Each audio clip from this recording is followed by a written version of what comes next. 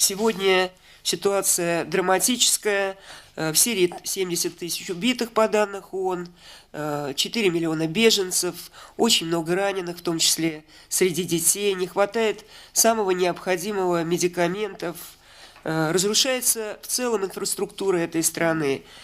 Дома, больницы, школы. Действительно гуманитарная катастрофа. Это реально политика террора. Она направлена на запугивание людей.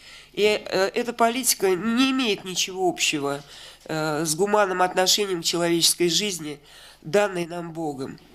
Сегодня в Сирии разрушаются не только древние храмы и мечети.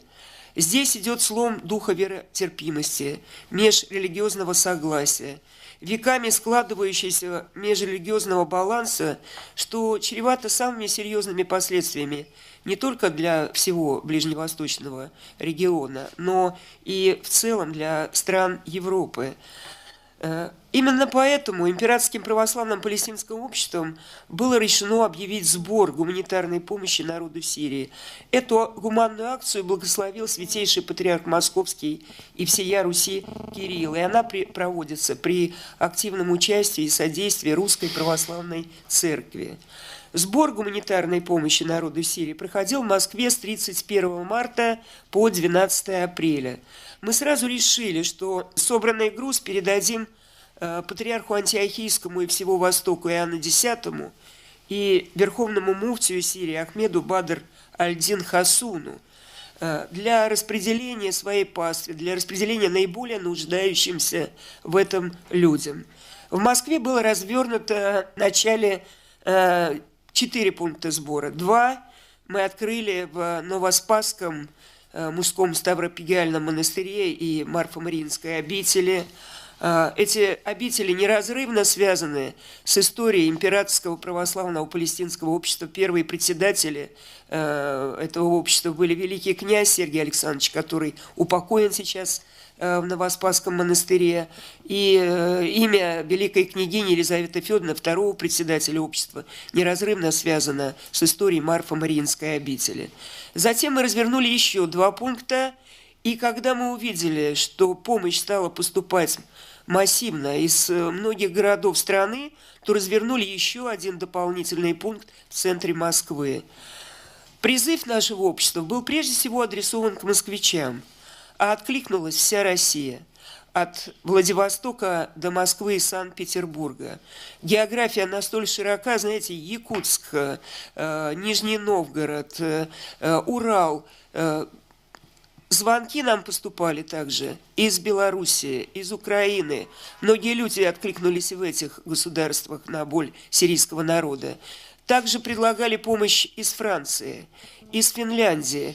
И, безусловно, нас поддержали практически все слои российского общества. И эта акция, по нашему мнению, стала самым масштабным международным гуманитарным проектом по линии не государственной, а общественной, что, мне кажется, очень важно подчеркнуть было бы сегодня.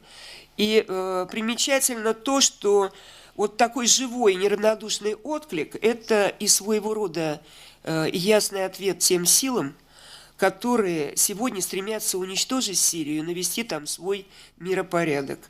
Мы выражаем уверенность, что настанет тот день, когда в этой стране вновь воцарятся мир, национальное согласие и процветание.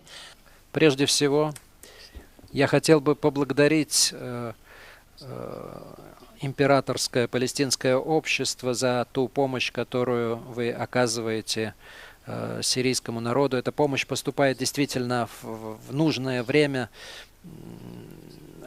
Вот уже 2 года длится кризис в Сирии, и этот происходит в результате деятельности преступных организаций, которые пользуются поддержкой из-за рубежа, прежде всего Соединенных Штатов, Франции, Великобритании, вы это знаете, и финансовую помощь оказывает Катар, Турция. Мы, безусловно, очень страдаем от того кризиса, который происходит в Сирии, от тех террористических действий, от разрушений и мечетей, и церквей. Преступники не различают, кто мусульманин, кто христианин.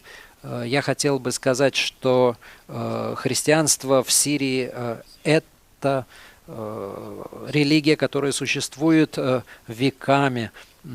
И я хотел бы повторить, что мы очень-очень благодарны, весь сирийский народ благодарен, и я хотел бы от его имени передать благодарность руководству России, вашего общества, за ту помощь, которую вы оказываете в этот сложный период кризиса. И мы сейчас здесь, мы видим, как вы собираете эту помощь. И это не странно, то, что российский народ оказывает нам эту помощь, потому что нас связывают многие годы дружбы и сотрудничества.